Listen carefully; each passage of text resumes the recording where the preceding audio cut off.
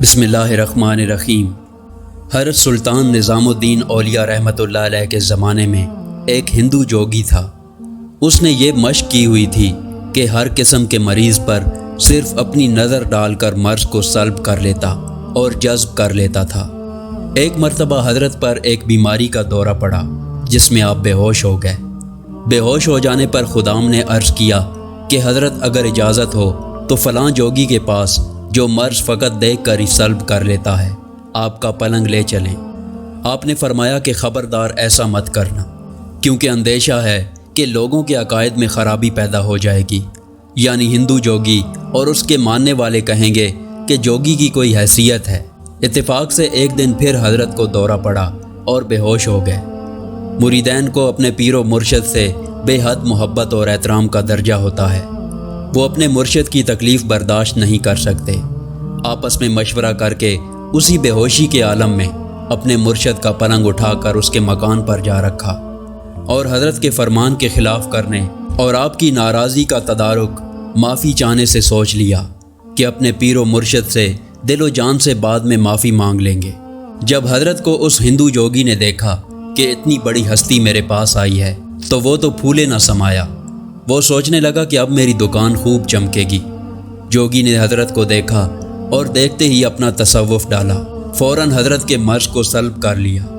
آپ ایک دم اٹھ کر بیٹھ گئے اور یوں معلوم ہوتا تھا کہ کوئی مرض ہوا ہی نہیں تھا۔ آپ نے دیکھا کہ اس جوگی کا مکان ہے۔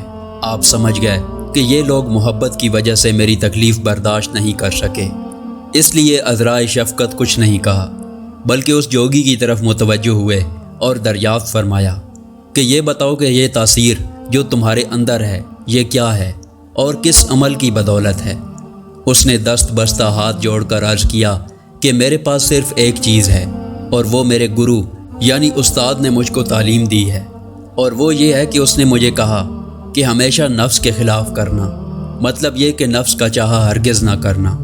بس میرے پاس صرف یہی ایک عمل ہے، اسی کی بدولت یہ تصرفات کرتا ہوں اور مرض کو فوراً سلب کر لیتا ہوں۔ یہ سن کر اللہ کے ولی نے اس سے دریافت فرمایا کہ اچھا یہ بتاؤ تمہارا نفس مسلمان ہونے کو چاہتا ہے؟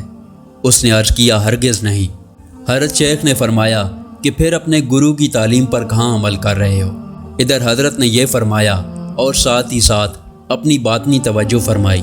نتیجہ یہ ہوا کہ اس ہندو جوگی نے ایک دم سے کلمہ پڑھ لیا اور سچے دل سے مسلمان ہو گیا۔ در حقیقت آپ نے اس پر اپنا نورانی اور روحانی اثر ڈالا، جیسا کہ ارشاد باری تعالیٰ ہے، احسان کا بدلہ احسان کے سوا کیا ہے۔